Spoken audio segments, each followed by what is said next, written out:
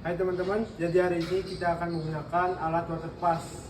Yang pertama ada alat water passnya itu sendiri. Yang kedua ada bandul. Yang ketiga ada statik. Yang keempat ada lampu. Oke. Oke, selanjutnya kita langkah yang pertama yaitu membuka tali kuncian. Lalu selanjutnya melonggarkan statik.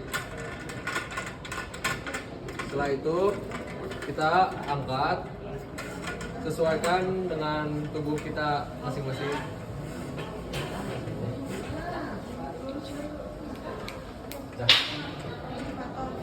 Setelah itu kuatkan kunci kembali.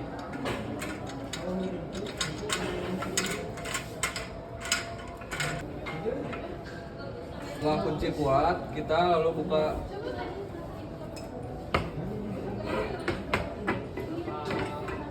Nah, setelah alat sudah berdiri tegak seperti ini, kita akan memasang alat water pass. Oke.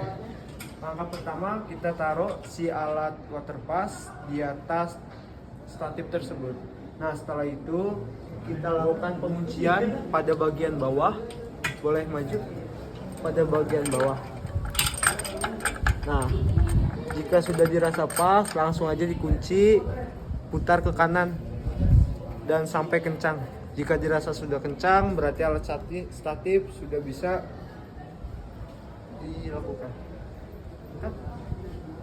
Untuk menentukan center, kita menggunakan bandul. Pertama, pasangkan bandul di kaitan untuk menentukan senternya. Lalu seimbangkan bandul terhadap center dari patoknya.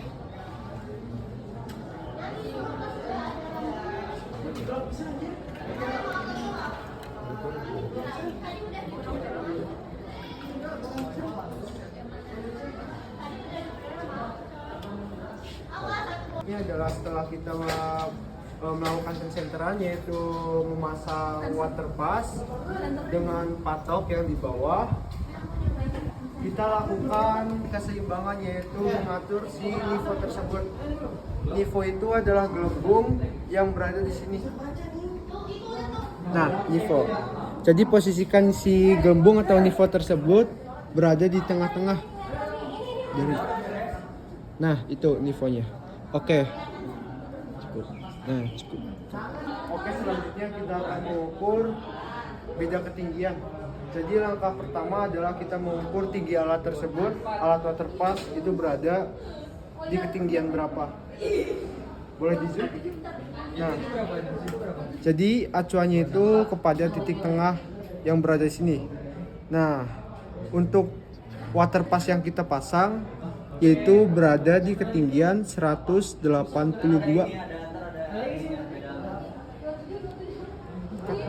Di sini ada beberapa fungsi yang harus diketahui dulu. Yang pertama, ini untuk memfokuskan objek. Terus yang di belakang ini untuk memfokuskan diafragma. Terus ini untuk gerak halusnya. Terus ini untuk gerak kasar. Dan ini visir untuk membidik secara kasar.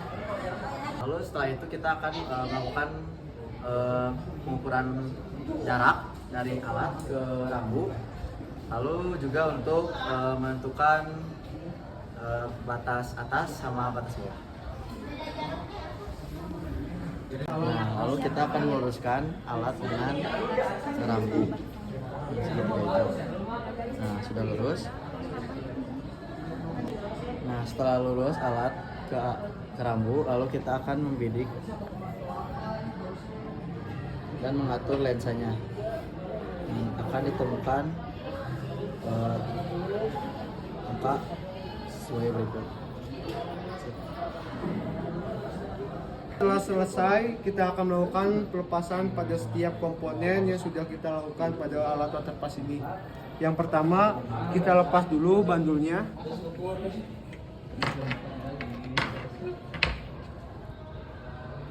Setelah itu kita lepas water pass, kepala water pass yang berada di atas. Nah, setelah itu kita lipat, tekuk ke dalam, lalu kita kendorkan untuk bagian pengunci ini. Nah, setelah serasa mentok, lalu kencangkan kembali. Jangan lupa kaitkan tali pengaman tersebut.